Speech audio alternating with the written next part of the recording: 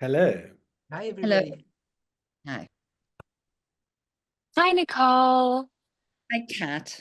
How are What a you? wonderful background. Well, thank you. How are you? Very good. Thank you. Thank you. Good, good. Is John in as well? I am here, yes. Good to see you. Thank You you. too. So, if you are ready to start, maybe we can let the students in. Yes, absolutely. So would you like me to, I can introduce you, Catherine, and you introduce everybody else, or do you want me to do more than that? Whatever you're comfortable with. I think you Okay. know Nicole and Anton as well, so you're more than welcome to do that if Yeah. you're happy with that. I can introduce you and Anton. I don't know if I know Nicole well enough to Okay, give no lots of, worries. yes. How about you introduce me and then I'll take it from there. Okay, that's what I was Thank thinking as well. Great. Perfect. Thank you. Sure. Okay, people coming in. Good.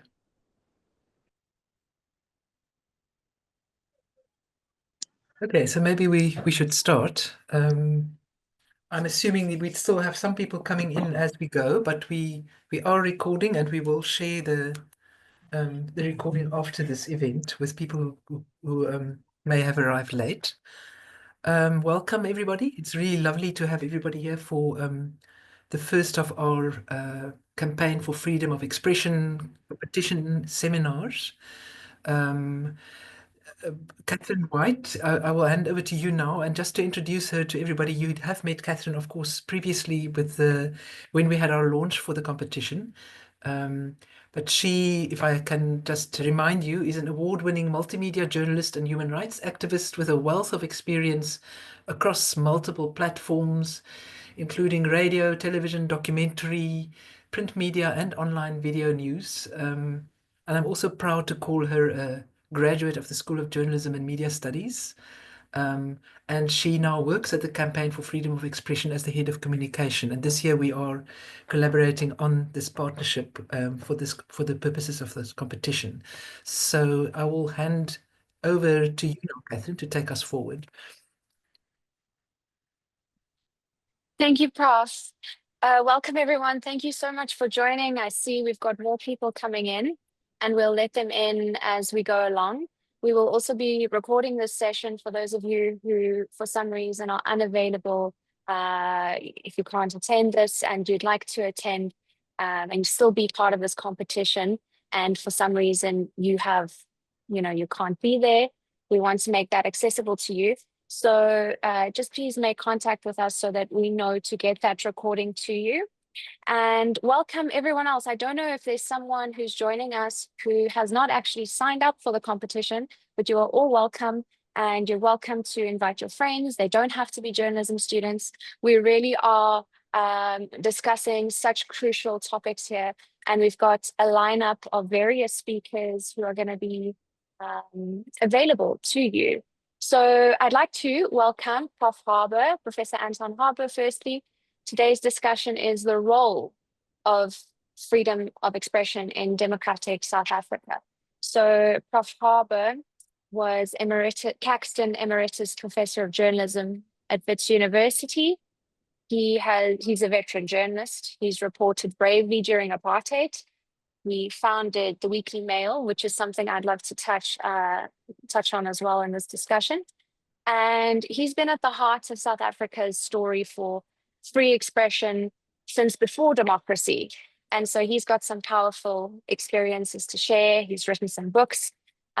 So this is really going to be a conversational seminar. So feel free to pop your messages in the chat if you have any questions.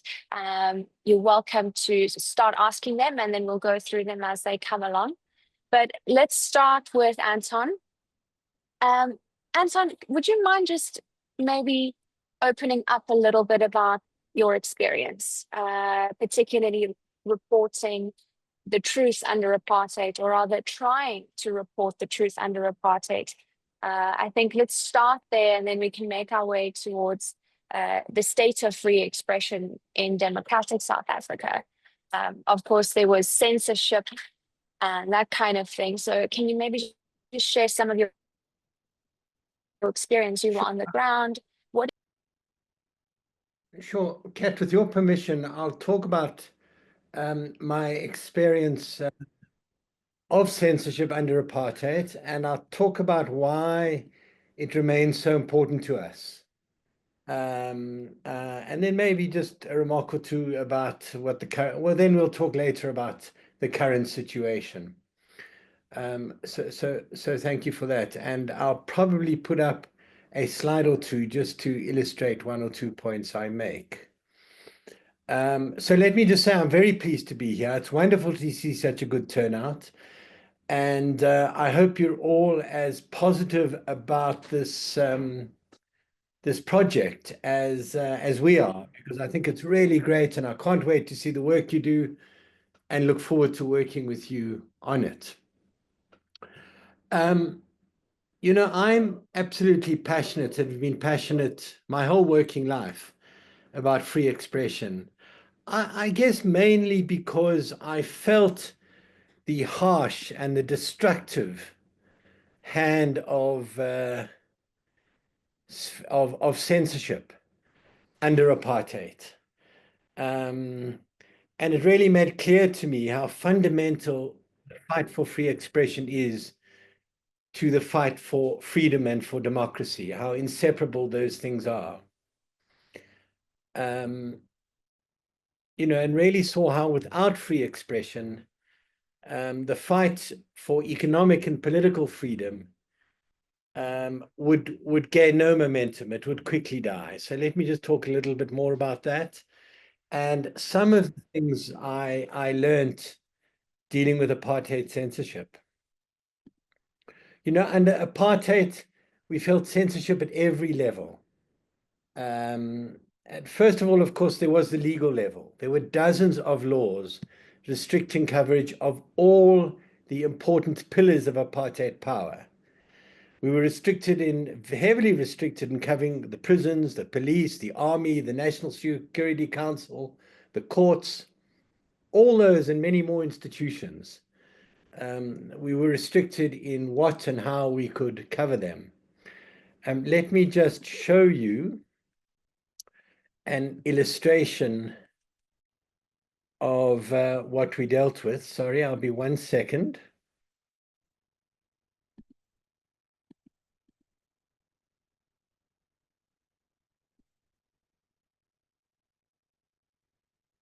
There we are. Can you see my screen?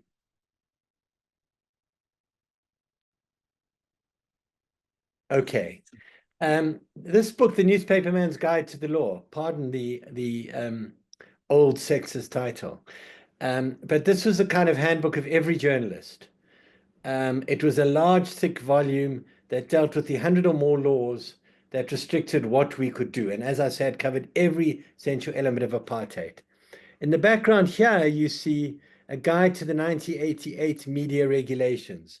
This was the handbook drawn up for us by lawyers for dealing with the emergency regulations in particular, because we had these 100 laws, but then the emergency brought a whole lot of new laws that were much, much tighter and much more controlling. And I'll just show you the index to that so you can get a sense of how wide it went. It covered advertisements. It covered covering boycotts, civil disobedience, issues of compulsory military service, court reporting, detainees we couldn't name or identify, local authority elections, you know, down to security action, strikes and stayaways, subversive statements, so much. And you had to be, every story you did, you had to be aware of these legal restrictions.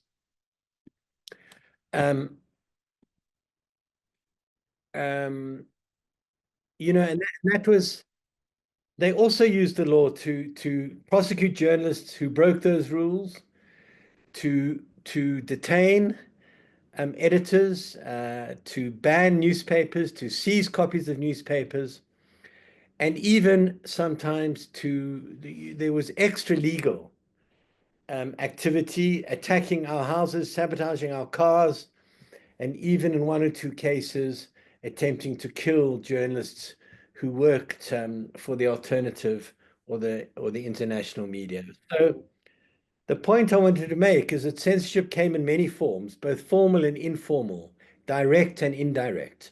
It was legal and it was extra legal.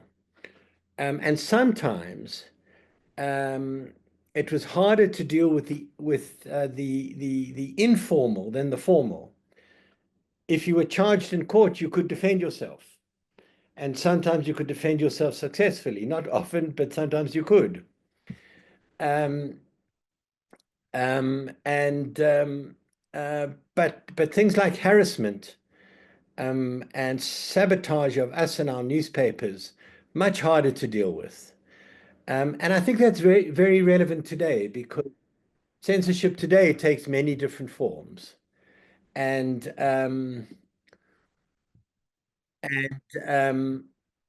you know, like harassment, like bullying. And these can be as serious and as damaging and as harmful as legal censorship, and it's important to keep that in mind.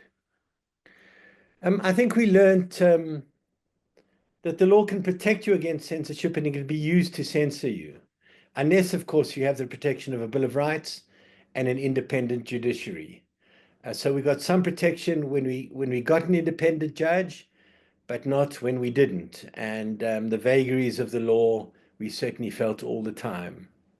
As I said, indirect censorship, threats, and harassment could be more effective because one has fewer defenses. But let me make this point. There are always ways to undermine and fight censorship. And let me show you this front page as one small example. This was not this front page. This page was from an edition of the Weekly Mail in 1988, when on the first day of a set of new emergency regulations. And what we did was that we didn't know what the regulations would be, so we produced a newspaper as if there were no rules and no regulations. And then when they came out, we simply blanked out or removed the pictures from stuff that couldn't be published. And I show this because even in dealing with censorship, you can defy censorship, because what this does is it makes a powerful visual statement about the extent of censorship and the impact of censorship. And so I think an important point is that one can always think creatively. You know, unless one lives in an absolute autocracy, which we didn't, there was some space in which we and the resistance movement could operate. But under those conditions, you can always find some way to undermine and get around censorship to some extent. Let me say, we also learned how important public support was, because none of this would work if we didn't have support from the public and international solidarity. We would not have been able to continue if we weren't defended both by members of the public, by lawyers who worked for us, and through international solidarity. I think it's important to say that the fight against censorship was not an intellectual exercise. It was a fundamental part of the fight for freedom. It was a deep element because it was the fight to give people a voice, to ensure that suppressed voices could be heard, that marginalized voices could be heard, so that the truth couldn't be hidden from either South Africans or from the outside world. So it was an absolutely key weapon in undermining and weakening apartheid. Similarly, the opposite. The censorship was not something they did because they were nasty people or because they didn't like what we said, but because it was a fundamental tool of control and suppression. It also wasn't an intellectual exercise. It was a key element of the attempt to keep control, to keep people in the dark, locally and internationally, about things that were going on, and about suppressing the voices of opposition. So that's a few points from that era. Let me just talk about some of the lessons we take into the democratic era post-1994, and why it leaves us with why we see free expression as so fundamentally important. And let me just do this briefly. It's based, we support free expression based on the fundamental belief in the value of ideas, debate, and truth-seeking. the belief that we achieve knowledge and understanding not because it's handed down to us, or let me say taught in a classroom, but by the contestation of ideas and the free flow of information. And what we learned very quickly is that the capacity to vote means little without an informed citizenry that can participate freely in public discussion, debate, and contestation, and make their appropriate decisions and make them properly. Second reason, I think it's important to say that free speech is fundamental to human dignity. And that is something I think we rarely learned under apartheid. If you cannot speak and be heard, you are and can be treated as less than human. You can't assert your identity and your dignity. So I think it's fundamental to the right and the assertion of one's dignity as well. The famous American civil rights lawyer and Supreme Court Justice Thurgood Marshall said, "To suppress expression is to reject the basic human desire for recognition and affront the individual's worth and dignity." I think that's very powerful. I think the third reason I put here is one we all know. Democracy is hollow because you have no accountability if you don't have the freedom to call out the abuse of power or bad governance, and in fact the opposite, to praise and welcome good governance and the wise use of power. And I think it's summed up best by this remarkable quote by the Nobel Prize-winning economist Amartya Sen, who wrote a book about the matter, and said something that startled everyone and has been much questioned, but I think captures an essential point. No famine, he says, has ever taken place in the history of the world in a functioning democracy. What is he saying? He's saying that things like famine happen when people can't speak out to warn it's happening, to say what needs to be done, to act to prevent it, to act to call power to account in dealing with it. And in democracy, where people have the power to do that, famine can be prevented. So I think that's the most powerful statement about how important freedom of speech is to life in a democracy. And I think in a South African context, it's important to say that we live in a society, an unequal society, in which some people have a greater power to speak and be heard than others. We have inequality in free speech. And if that is the case, it exacerbates, it deepens inequality.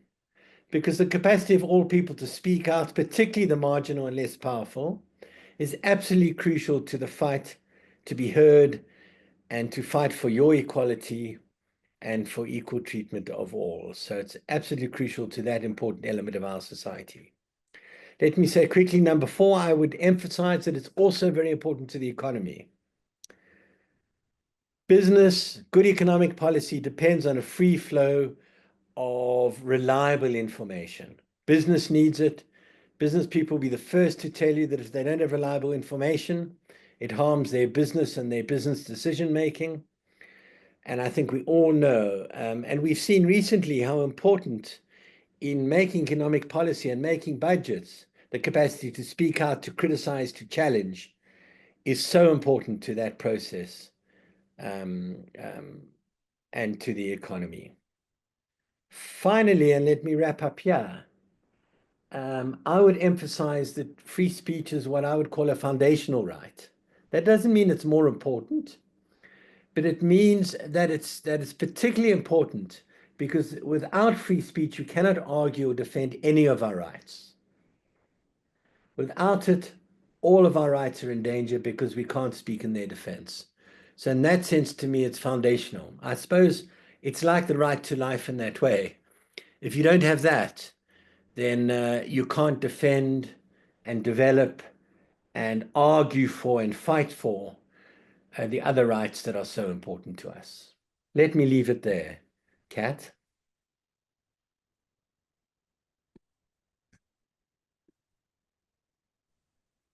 Thank you, Anton, for touching on the importance of free expression and for sharing your wealth of wisdom.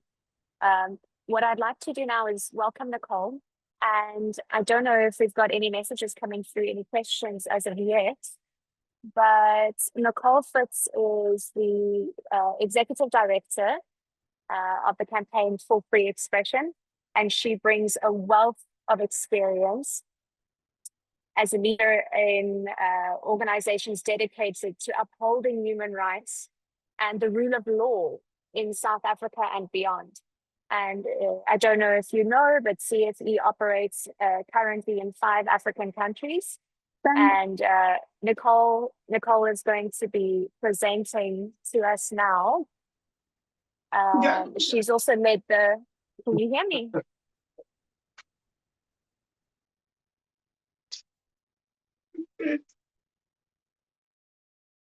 Sorry, that was coming Nicole, from someone else, but I've just muted everyone else. Everyone. thank you. All right. Nicole, why don't I hand over to you in the meantime for your presentation? Particularly, I think, on the legal framework within which we're dealing with today. We know a little bit now about the past and about how far we've come in South Africa in terms of democracy, the importance of freedom of expression. But are we truly free today? Are we free to speak out, talking on, whistleblowers, journalists? Anton mentioned the informal and the formal kinds of censorship. So I hand over to you, Nicole. Thank you. Thanks, Kat. And let me start by saying that, whilst my background is in law and I have some legal training, in fact, I am a failed journalist. And listening to Anton give his presentation and seeing that old copy of the Mail and Guardian, I suppose for many of you, it looks old and yellowed, but it gave me butterflies in my stomach because I remembered seeing those pages of the Mail and Guardian as a student at university and just how incredibly, obviously it spoke to the regime, the times in which we were operating, but it was also just this bright shining light of kind of courage and hope. And it made journalism seem like such an enormously important, critical role for our country. The exposure of wrongdoing, the resisting of oppression. And in fact, I got to spend an internship of 6 weeks at the Mail and Guardian after I'd finished my first degree. And armed with that internship, I had sort of gone off on a gap year to London, hoping that various UK-based media houses would hire me. They didn't. I ended up waitressing. And my father asked me to promise him that I would get a professional degree and I never needed to practice law. But could I just come and get a professional degree, which I did. And then I ended up obviously sort of engaged in human rights law, but remain absolutely convinced of the essential role that the press and journalists play in ensuring a free society and ensuring accountability and resisting oppression. And Anton obviously gave you an overview, a sense of what it was like to operate as a media house during apartheid, spoke about the fact that you could have at that time the hope that you might have an independent judge. Oftentimes you wouldn't, but certainly there was no hope that there were laws sort of set out, bills of rights that would protect and sustain freedom of expression. All that changed in 1994. And what I wanted to do is to just talk to you about the extent to which our democracy and our constitution, which is at the heart of that democracy, really looks to foreground and uphold freedom of expression. So section 16 of the constitution is one which looks to set out the right of freedom of expression. And it says the following: everyone has the right to freedom of expression, which includes freedom of the press and other media, freedom to receive and impart information or ideas, freedom of artistic creativity, academic freedom, and freedom of scientific research.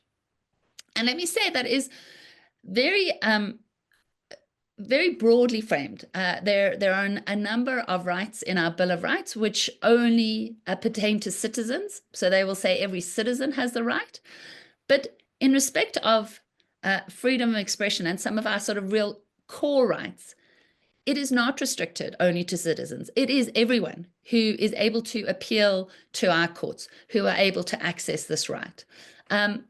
What is interesting about Article 16, this freedom of expression right, is that unlike some of the other rights, all the rights in the Bill of Rights can be limited in certain circumstances, provided several conditions are met. That is true for freedom of expression, but it also has its own internal limitations, and we can talk about them. But I think that they really are about reflecting our history, where we come from as a country.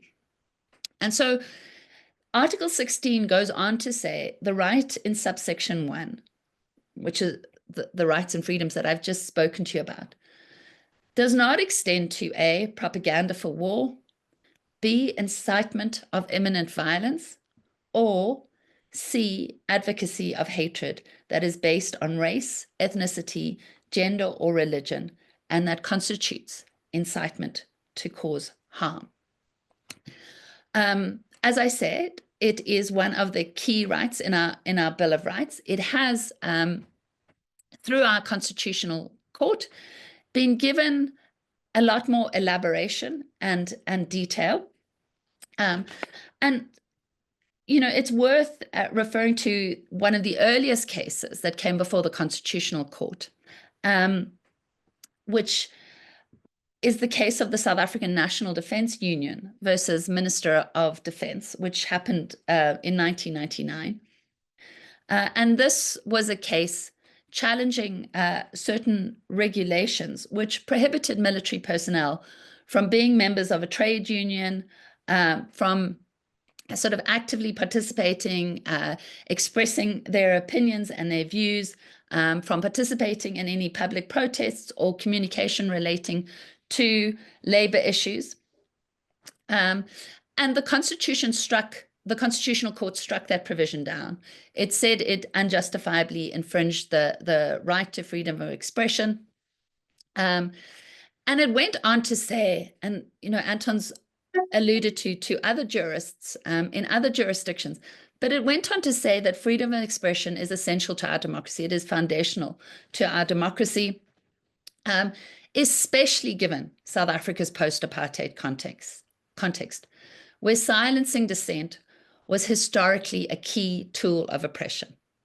And the court makes clear in this case that expression is not limited to speech, but includes protest, public criticism, and advocacy for improved labor conditions. So again, you see the court giving a very expressive interpretation to what is meant by expression, and I think interpreting it very much with our history in mind, saying that given the extent, the alacrity with which dissent was historically suppressed, was used as a tool of oppression in South Africa, we should be very wary of using such tools in the post-democratic era. And then Justice Cato Reagan goes on to say in that case, freedom of expression lies at the heart of a democracy.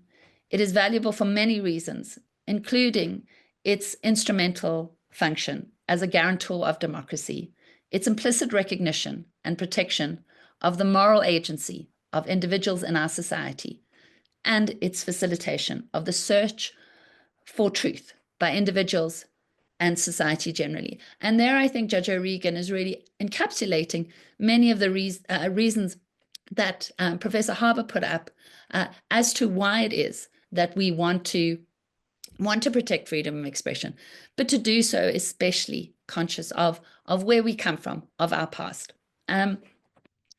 I'm not going to sort of take you through the myriad cases that the Constitutional Court has issued that go to freedom of expression.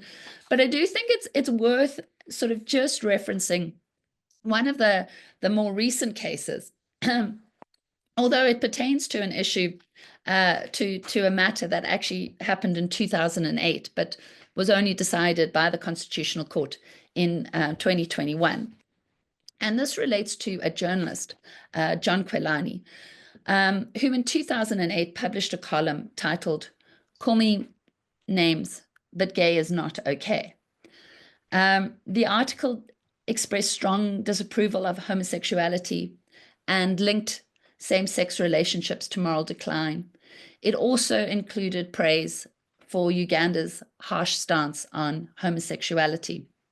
That article led to a widespread public backlash, complaints to the press ombudsman, and action by the South African Human Rights Commission under a law which looks to give greater detail to hate speech. And John Kwelani was found guilty by the Equality Court of promoting hatred and discrimination based on sexual orientation, and was ordered to apologize publicly. He appealed that finding of the Equality Court, and it then came to the Constitutional Court. And the Constitutional Court holds that Section 10 of this specific piece of legislation, which looks to give more flesh, more detail to hate speech, is unconstitutional and invalid to the extent that it exceeds the limits set out in the constitutional provision, Section 16, subsection 2. It says that the provision is vague, it's overly broad, and it chilled legitimate expression, including controversial or offensive opinions. And it upheld John Kwelani's constitutional challenge and declared the provision invalid. The court reasoned that in making this finding, that freedom of expression is crucial for public debate, so that minority voices are heard, that it is essential for democracy itself. And it goes on to say even offensive, disturbing, or shocking speech is protected unless it meets the specific exclusions which are set out under Section 16, subsection 2. And it says this section that the Equality Court found John Kwelani in breach of, which, and I'll just read you the provision, which said that the following was prohibited: words based on one or more prohibited grounds that could reasonably be construed to demonstrate a clear intention to be hurtful, be harmful, or to incite harm, promote or propagate hatred. And the court said that's just too vague. Terms like hurtful, harmful, they're undefined, they're subjective, they're overbroad, and that particular provision, that particular law, goes beyond what is excluded from protection under Section 16, subsection 2, which only prohibits advocacy of hatred that constitutes incitement to cause harm. And so what we see from the Constitutional Court is, I think, it's recognition of how fundamental the right to free expression is, and that they are going to read the limitations very narrowly, so that they're going to read what falls into the exclusions, subsection 16, subsection 2, as narrowly as possible, to try and preserve as wide a possible ambit of protection for expression. That expression meaning any number of things: protest, conduct, artistic expression. And I think, as I said, we can have a debate about, whether the court was right and wrong in making its findings. But what we certainly see from these judgments is a court that is very mindful of upholding freedom of expression in its most generous, broadest possible expanse. And I'll leave it there, Kat.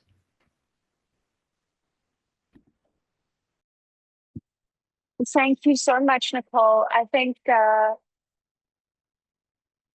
I'd love to touch on some of the work that the Campaign for Free Expression has done and continues to do, and the importance of that kind of work, particularly today, where we know the lines can blur and not everyone understands the law the same way that you might.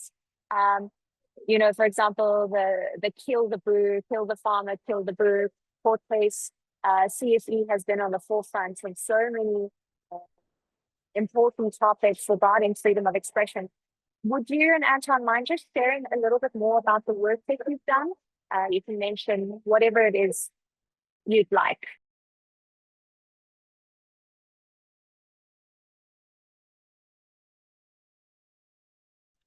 Sure, I'll go first. I'll speak about some of our current work,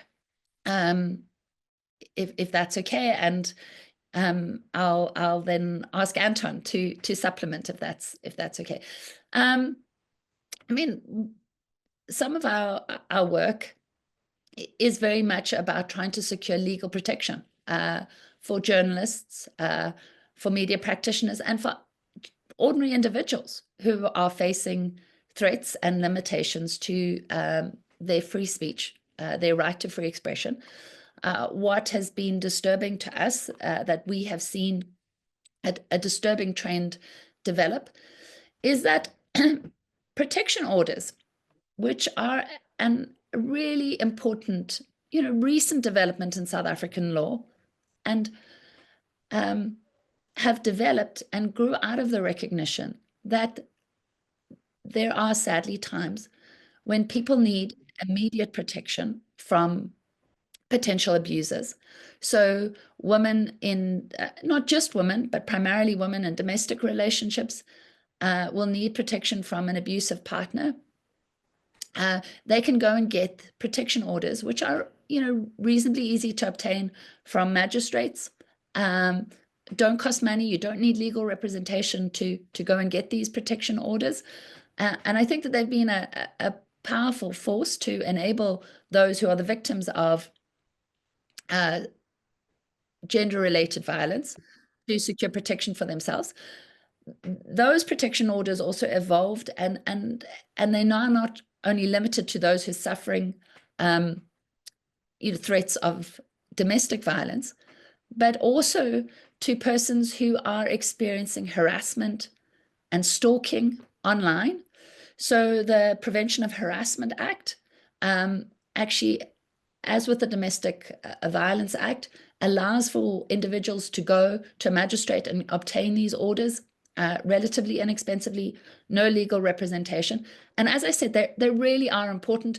And we at the Campaign for Freedom of Expression would certainly not want to suggest that those shouldn't be available. But we have seen this very disturbing trend of people who are subject of critical journalistic investigations, right? Who are being held to account. So whether that's, one journalist that we know in Mpumalanga, who in his local community is looking to spotlight and highlight the extent to which tenders are being improperly granted, or, the work carried out is not being done properly. He has suddenly found himself on the receiving end of a protection order, where the people in the municipality are making out that they are being stalked and harassed by this journalist. We've seen whistleblowers against Sasol, who are now facing protection orders, and employees from Sasol suggesting that they are being harassed because their alleged misdeeds are being known. And what we and we've seen that, the most recent high-profile case involved Karen Maughan, obviously a journalist many of you will be familiar with at News 24. In fact, a magistrate went and got a protection order against Karen Maughan and the head of their newsletter engagement, and said, the magistrate said she was essentially being harassed by the journalists because of their reporting.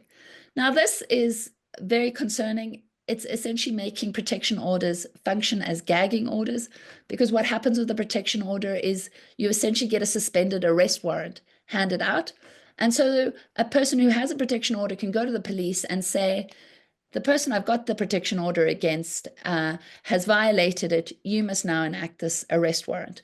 And it holds out huge threats to journalists. So we are looking to come in on a case as amicus, where we're making the arguments that the Prevention of Harassment Act must be read narrowly, and that in cases where it's journalists who might find themselves on the receiving end of these protection orders, that is just not a proper use of the protection order. So that's one of the legal cases that we are taking at the Campaign for Free Expression. And Anton might want to speak about some of the other issues that we are taking up. Thank you. You've covered a lot of and some of the most important grounds, so I'll be brief. We keep a close eye on Parliament for when laws are tabled, when bills are tabled. And we see our role as making sure that the MPs are fully aware of the implications for free speech, because quite often we see in laws things that would have serious implications, which need to be highlighted, and we push and lobby for them to change those things. And we've had some success in getting bills improved because before they become law. You all know about the secrecy bill, where it was absolutely crucial to really get them to fundamentally look at that, and you will have seen that that bill still hasn't become law, hasn't been signed off, and in fact has been sent back now to be re-looked at. So it's a very important to keep an eye on the laws before Parliament.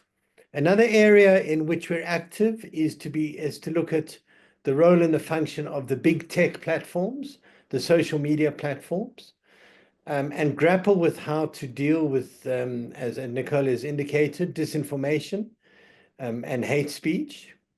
Because let me put it in this context. I think we have to face up to the fact that we're seeing a right-wing push, should I say a Trumpian push or a MAGA push, to redefine free expression in a way that I think is intended to open the door to malicious disinformation, to allow for malicious disinformation and hate speech. And that, I think, goes some way to explain the contradictory position where we're seeing a very anti-media administration in Washington, and yet there they are telling the Europeans that they're compromising free speech.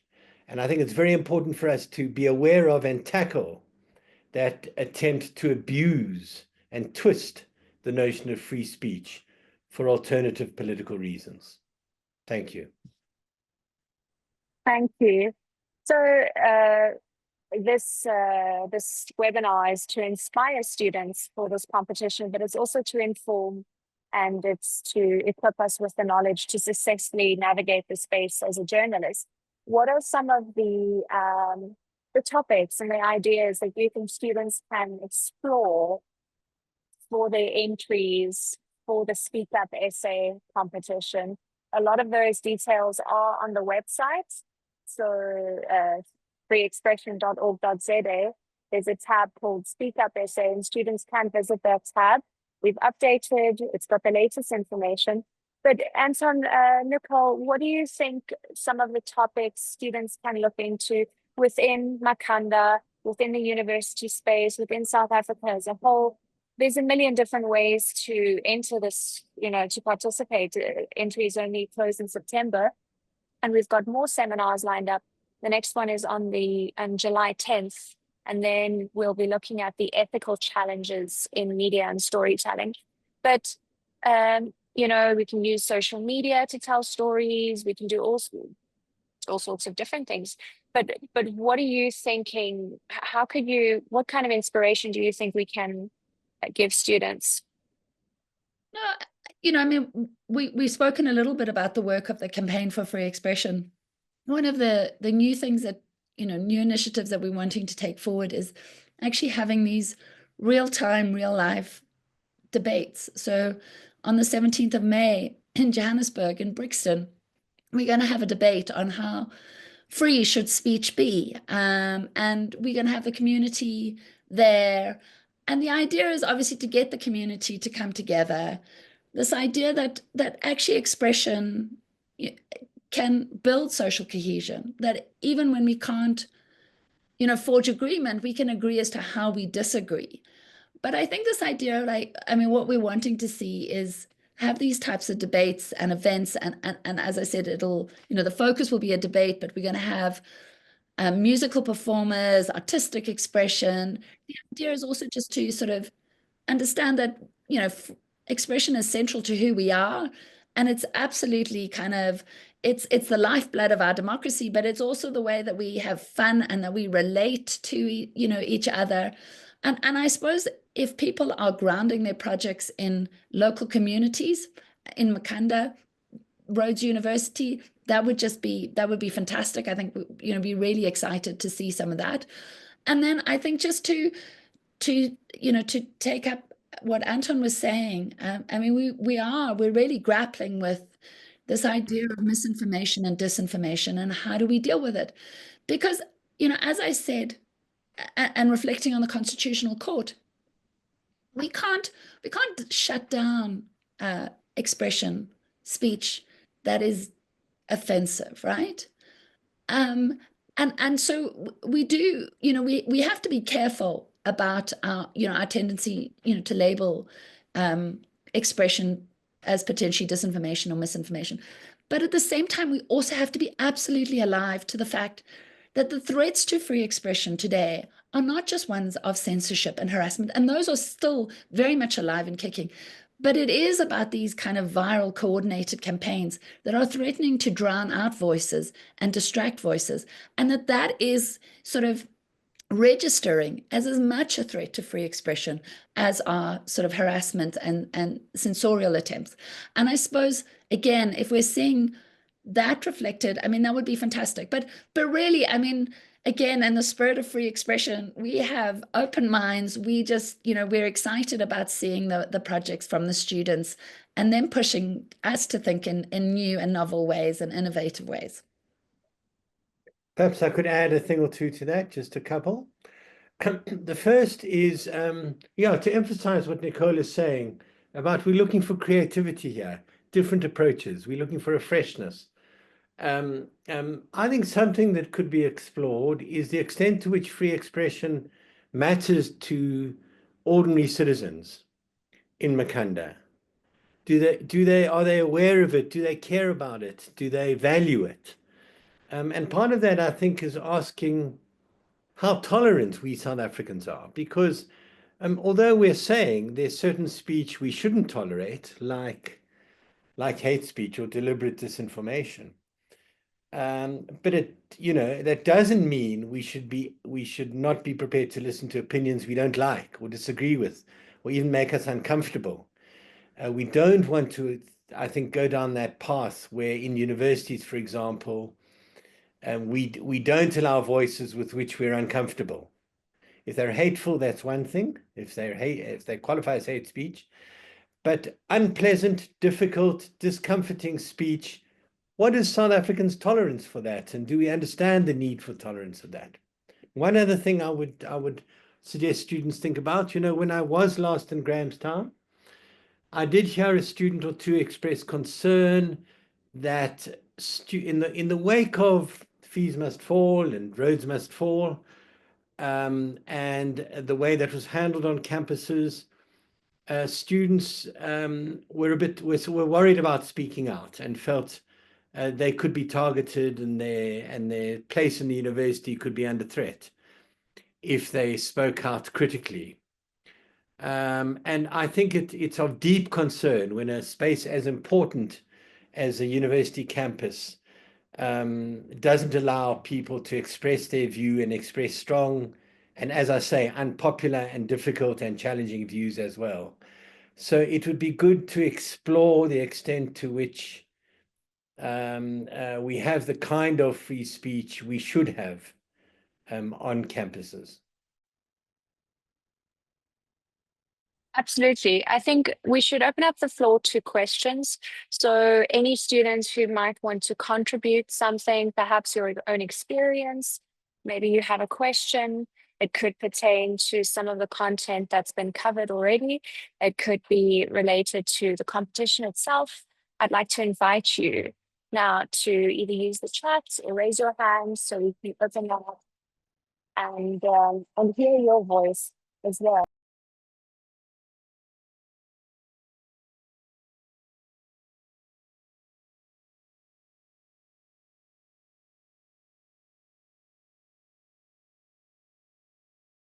In the meantime, I think while we're waiting for students to participate and engage, one of the things you mentioned, Nicole, is that a student? Not as of yet. You mentioned SLAP suits, strategic litigation against public participation. Perhaps we can touch a little bit more on that, particularly for journalism students. How can we prepare them for these kinds of things in the working world? And even now, just also to mention, CFE is available. The Campaign for Free Expression is available to you. We're always reachable. You can email us if you have any questions, any concerns. I know Prof. Harbour mentioned that he's available. He mentioned that in Makanda previously at an event, and encouraged that. So do reach out to us as well, particularly if you have any concerns. Nicole, Anton, would you like to add something? Prof. Toy? No, just to say, I mean, you know, SLAP suits, we've seen the Constitutional Court actually recently dismiss one of the most odious attempts at SLAP suits, which was directed by a mining company against various activists who were campaigning on behalf of a local community affected by mining operations in the Eastern Cape. And I think that Constitutional Court decision hopefully is going to stand firm and hopefully dissuade others from taking these big SLAP suits, which traditionally, you know, they're you know, just trying to strangle journalists in lengthy courtroom processes, which require huge, you know, huge financial resources to support, and also threaten, intimidate the journalist with the threat of a you know, onerous cost order. As I said, the Constitutional Court's recent judgment on the Zola Beni matter, I think, hopefully deters that somewhat. But we are going to have variants of SLAP suits. I mean, as I said, the use of these protection orders in abusive fashion, so that they're essentially gagging orders against journalists. You know, a case is being brought. We are coming in as amicus. My hope is, I'm optimistic that we will prevail, and that will hopefully mean that we see less of this trend. But there are organizations such as the CFE. In fact, you know, and Anton and I both attended this conference yesterday and today, celebrating press freedom, observing Press Freedom Day. And in fact, we need to continue to ensure that, you know, despite the threats which the press and journalism profession experience, that the professional bodies, the bodies which represent them, remain as vital and active as they do. So SANEF, the Press Council, Media Monitoring Africa, Campaign for Free Expression, and there are a number of sort of organizations that operate across jurisdictions, the Media Institute for Southern Africa, that they continue to provide the support to journalists that they need when they're facing these types of threats. Because make no mistake, journalism is a very powerful profession, right? It is about how we throw light on abuse, how we hold power to account. And so that there are always going to be people, the powerful, who are made uncomfortable by the press and the media and will have incentive to go after them. And it's why it's really important that we continue to seed and support the ecosystem around the press and journalists to ensure that they get the support they need. Catherine, I see there are 2 questions in the chat. Would you like to read them to us, please, Prof. Okay. Toy? All right. I see the one is from Evan Guasheng, who says, how can we balance the need for free expression while also protecting sources and whistleblowers, particularly in cases where national security is involved. And then the other is from Chefewa Isaac, who says, is the Book of Apartheid Laws, which prevented journalists from fulfilling their duties, still available? Can one find it in a library? And can Anton provide all the details about the book so I can look for it? So those are the two questions. Certainly, let me tackle the second one first. Of course, the what was called the Newspaperman's Guide to the Law is obsolete now, so it's out of print. There should still be copies in libraries, and I would think that there will be a copy in the Rhodes Library, for example. But it's rare to find, it's only us ancient journalists that still have copies of them.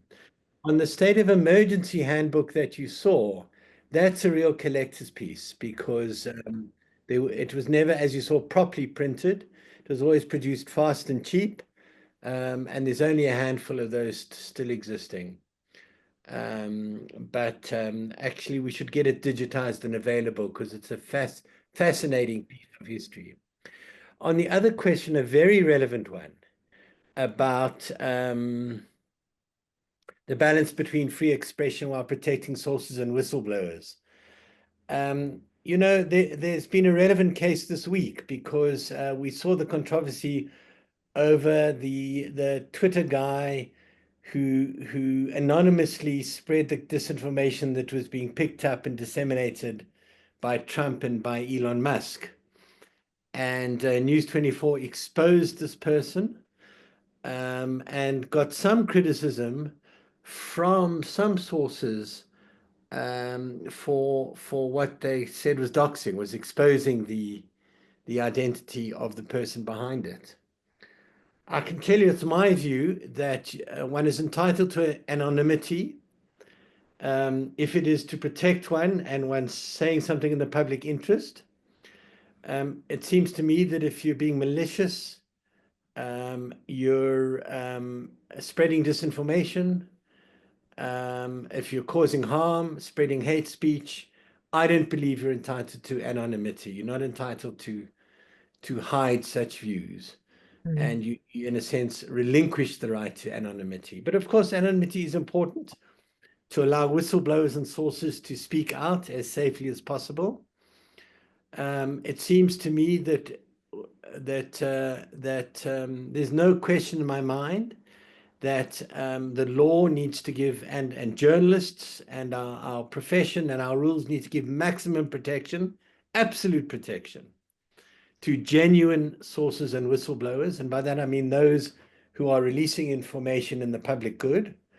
And we know we have a Whistleblower Act that's intended to do that, but I think there's a general feeling that it fails to give sufficient protection to whistleblowers, and we need further development in the law to do that. But there's no question in my mind that where you're serving the public good, you're entitled to, and you're under threat, you're entitled to anonymity.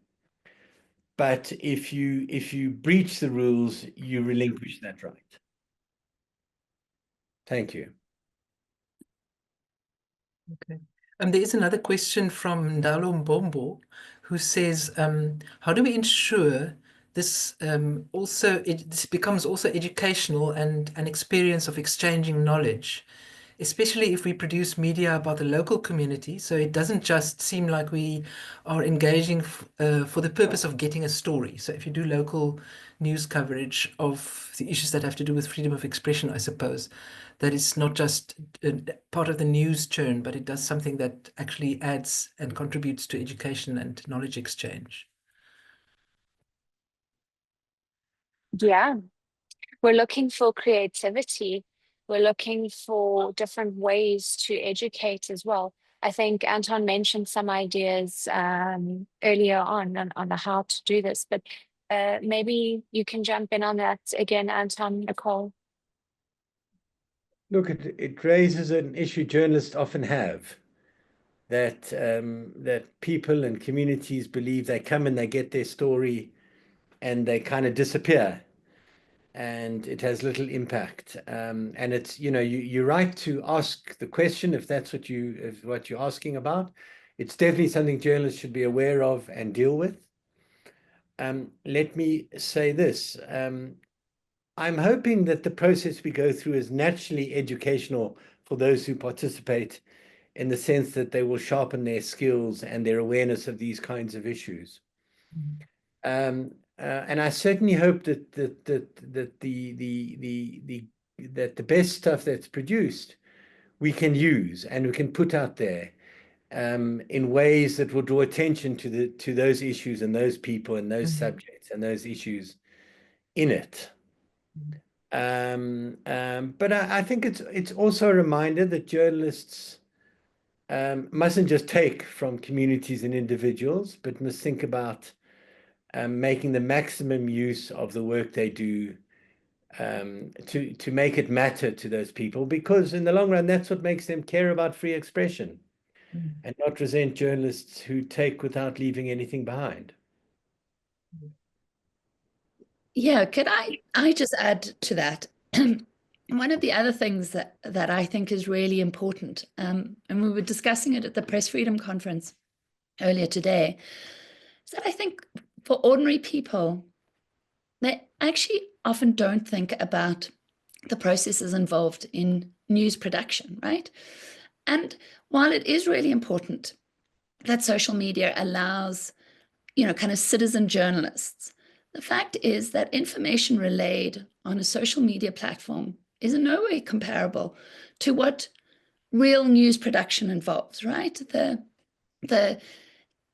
honing of a craft, the professional codes that are to be honored, the kind of meticulous verification, the opportunities for correction, the fact that you have got, myriad processes before the news is publicized, that you have got various people sort of intervening. And so it's not just a question of somebody deciding that they want anonymity,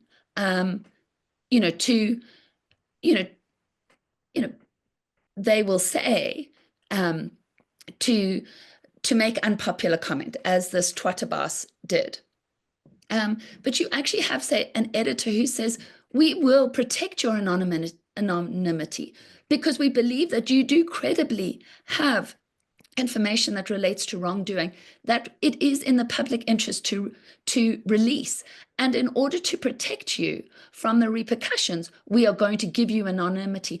But it's not simply somebody going on Twitter and say, I'm going to post the most sort of reprehensible invective behind a pseudonymous account.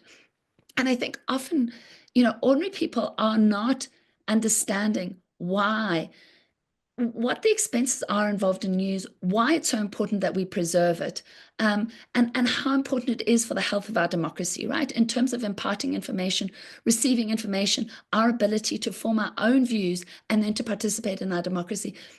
And so I do think, often journalists are working under tremendous pressure, but to the extent that journalists themselves can go out into communities and better educate a public about what actual news production means and how vital it is to our democracy, I think that would be hugely important. I see Prof. Toy you had your hand up.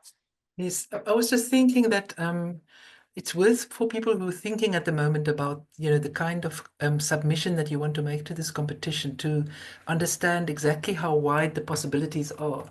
Some of it might have to do with news stories, but others can actually be purely educational in their framing. So, for example, if you are a design student and you want to make a series of posters or social media posters that capture some of the the concepts and issues that Anton and Nicole have been talking about now, things that we should be aware of in terms of what freedom of expression means in South Africa today.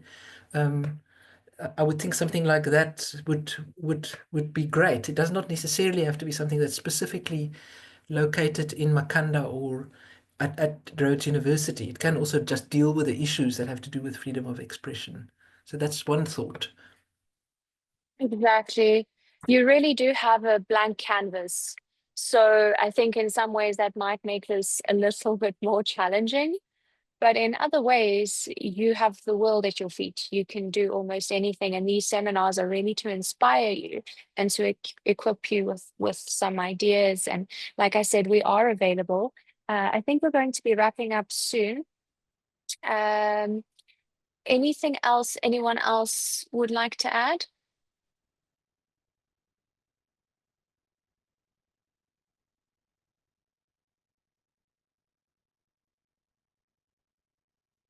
By the way, you're welcome to start now. Okay, so it's not a submit in September kind of thing. You can start creating content now. You can start writing now. You can start doing, if you want to create a piece of art, do it. If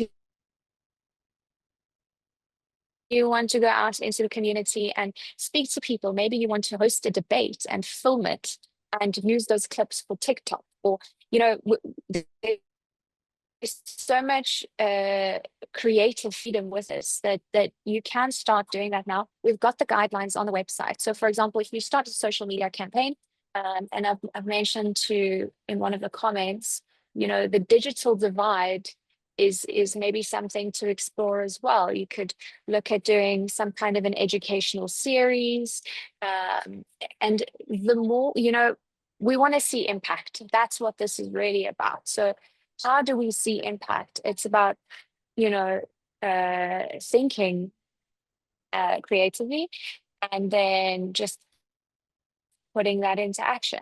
And the sooner you do that, the better. So in your submission in September, you would basically give us all the links to the work that you've put out on social media.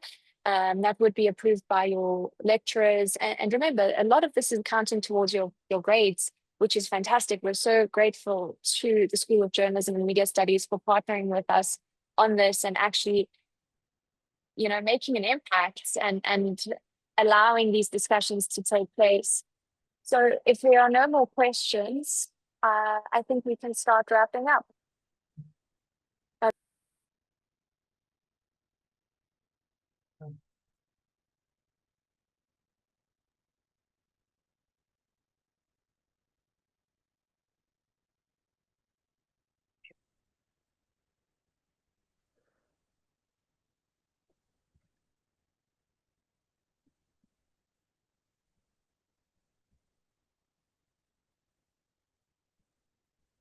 All right, so thank you everyone for making the time to attend. I've seen some people come in and out. I've got the list of names of the people who have attended. So thank you very much for taking the time to do this. And we really, really look forward to working with you and seeing your work. And I think this is a fantastic opportunity for everyone involved.